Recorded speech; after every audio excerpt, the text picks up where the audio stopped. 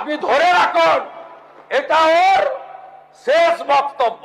আমি শুভেন্দু অধিকারীকে সেদিন বলেছি যে আপনি ভোটে জিতেছেন, আপনার দল জিতেছে, খুব ভালো কথা, কিন্তু মুর্শিদাবাদে আস্ফালনটা একটু কম করতে বলেন।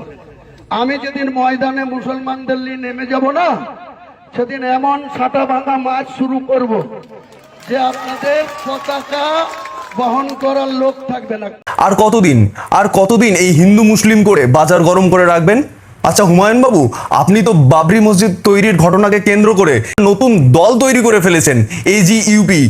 আচ্ছা, আপনি হিন্দুদের MLA নন, আপনি যে সিটগুলোতে জিতেছেন আমি মেনে নিচ্ছি আপনাকে শুধুমাত্র মুসলিমরাই ভোট দিয়েছে, তবুও তো আপনি যে এলাকার MLA সেখানে আপনি হিন্দুদেরও MLA, এটা আপনি ভুলে যাবেন না। কিভাবে আপনি উন্মুক্ত মঞ্চে একটা সম্প্রদায়ের লোককে নিজের লোক, নিজের শক্তি এটা তুলে ধরে একটা অশান্তি লাগানোর বাতাবরণ ছড়াচ্ছেন। আর একটা জিনিস, বিজেপি আপনি নাই করতে পারেন, বিজেপির সমর্থন আপনি নাই হতে পারেন, তবুও আপনি বিরোধী একটা দলনেতা, কিভাবে রাজ্যের মুখ্যমন্ত্রীর প্রতি এইরকম অসম্মান কথা বলেন?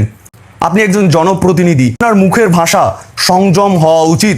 আপনাদের কি মনে হয়? কমেন্ট বক্সে অবশ্যই জানান।